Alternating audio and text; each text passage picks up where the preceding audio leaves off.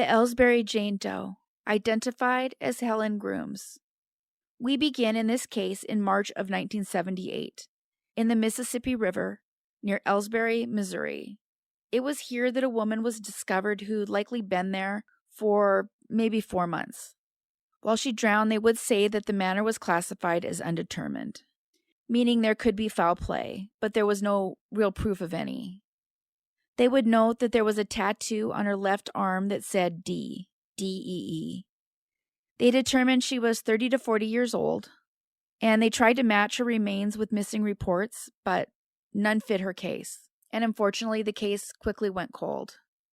It would take DNA before the entire picture would begin to unfold. The youngest age they believed she could be had been 30, but they were wrong. She was just half that. They were looking for a teen versus a woman between 30 and 40 is a pretty big difference. Now we finally know that her family never stopped wanting to bring her home.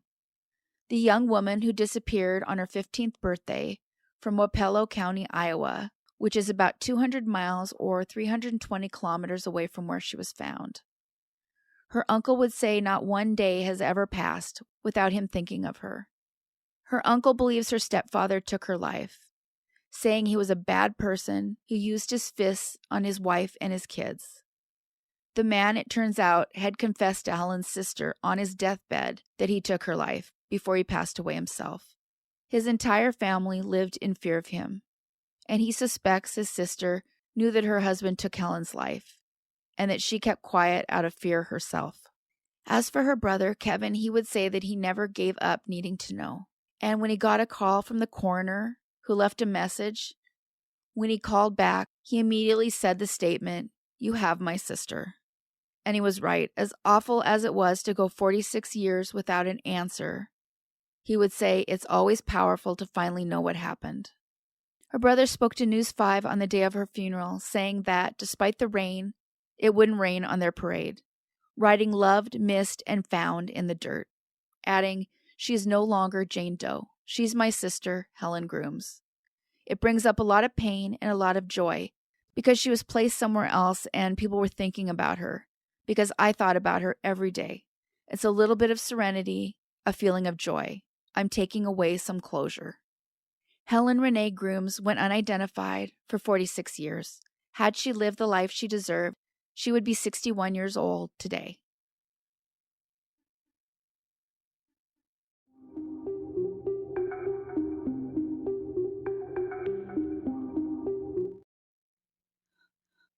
Vandy Doe.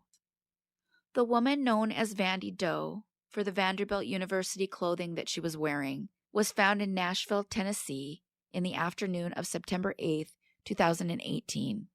A couple was out on a rural road a few miles northwest of Nashville. They would find a disturbing scene as they glanced off the roadway, accidentally seeing the remains of our Jane Doe today. We're not exactly sure how old she was. I tested again whether or not saying the age of a person will get my comments turned off, and it did. So I'll just say that she was as old as 25, but no younger than 10 years younger than that. She had been where she was found approximately 15 days. They state that she's likely of African American heritage and possibly has some Hispanic heritage as well. She was of average height and had curly black hair. One notable item in this case is that she was dressed head to toe in Vanderbilt University clothing. Vanderbilt is located in the same town of Nashville. She was wearing an Under Armour pullover that has Vandy stitched underneath the Vanderbilt logo. She had black geometric patterned leggings that were also the Vanderbilt logo. There's a note on this case that these are often called tailgate tights. Additionally, she had a white metal braid chain that was the brand from the heart. The brand usually has a charm from a college or professional sports team, but this necklace had the charm missing. She also had on a black hip rocker running belt with a Vanderbilt logo. These belts are usually worn by athletes or people attending the events that wanted their hands free so that it would hold their keys, money, cards, cell phone, things like that. However, she had on just the belt, and she had no phone or identification on her at all. And I've seen possible reasons for this suggested. One theory I saw on Reddit suggested the clothing may have been discarded and she was homeless, and that she had no link to Vanderbilt College. However, the odd issue of this at the time is that there were Vanderbilt activities going on all over the place that were a big deal. Beyoncé and Jay-Z did a concert there at the same time around the time she was found. And there were Founders Days activities. Vanderbilt Commodore football opening day happened. And all of this coincided with the move-in day for Vanderbilt University. There was also an event called Vandy Palooza. I had trouble finding things online from that time, although I found one photo from the event taken that weekend. So the question remains, who was she? This one was 2018, and there's a good chance of identifying her because of this. Her peers would likely be in their 20s to early 30s today. Obviously, she had a family and friends at one point, and it's possible she went missing from another state. If anyone has any ideas who she may have been, please call the number on the screen. Vandy Doe has gone unidentified for 5 years.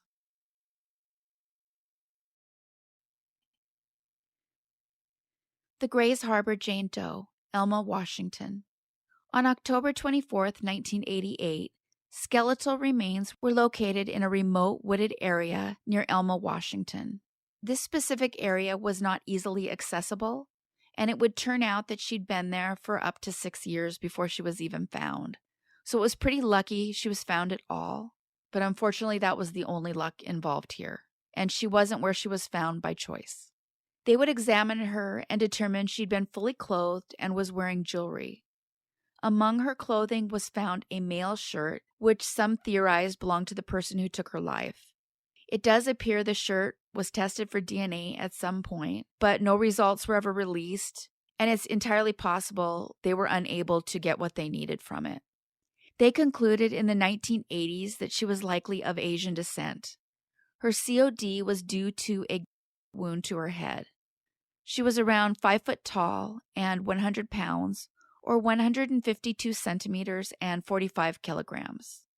They placed her age at 25 to 40, so if she had been there between 2 and 6 years, people would have found that she went missing around 1982 to 1986. And with this, it would place her date of birth probably around 1942 to 1961, which all depends on the postmortem interval, of course. In 2024, they would release her DNA results, saying she seemed to be of Cambodian descent. Genetic DNA testing with the public databases has so far failed to give any results, but it's believed it may be possible because she perhaps came from Cambodia, and in some populations, less testing is done for DNA through popular businesses like 23andMe or Ancestry.com. There's some differing statistics, but generally it appears that those of Eastern European descent, especially those located in the U.S., are the most likely to use these tests, which is perhaps the nicest way to say the majority appear to be white Americans. And then the second group most tested appear to be Black Americans. But again, it's Americans. Not that people all over the world don't do them, but the popularity seems to be the highest here. So unfortunately, in some cases, it's a lot harder to find the relatives when doing the ancestry, if they have to get close enough to figure out who went missing. What this usually just means is the DNA ends up being on hold until there is somebody close enough that they're able to continue working the case. So they haven't given up on her. Not at all. It also makes a lot of sense that the U.S., the melting pot that it is where most of the testing is done. I know I did it myself, in part because I wanted to know about my German relatives. In this case, our Jane Doe was wearing a pearl and silver gray ring that was sold by Avon in the winter of 1981. For anyone outside the U.S., Avon is a program that sells through handing out brochures, and then people order from them. Or they did back then. She was wearing gold earrings with 5 blue sapphires. These earrings were done in a French style, and it's believed they may have been produced in Asia. Her shoes were Woodbridge brand, and they were almost brand new, having been worn only a few days. She was also wearing a Lauren Scott blue shirt. The coroner noted that at the time there was a large group of Cambodian refugees that were transient, and they would travel through the area, saying that this group was known to go out quite a bit in unpopulated areas while hunting for wild mushrooms.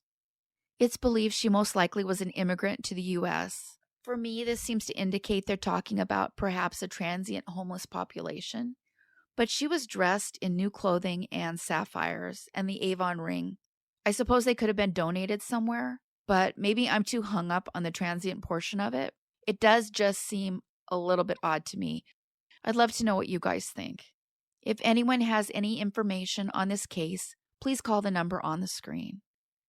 The Grays Harbor Jane Doe has gone unidentified for 35 years so far.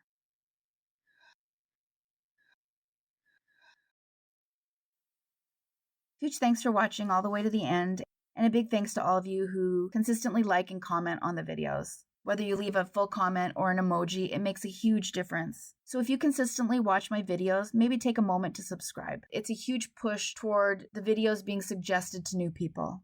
The next goal is 20,000. Thanks everyone for watching. Take care of yourselves and each other.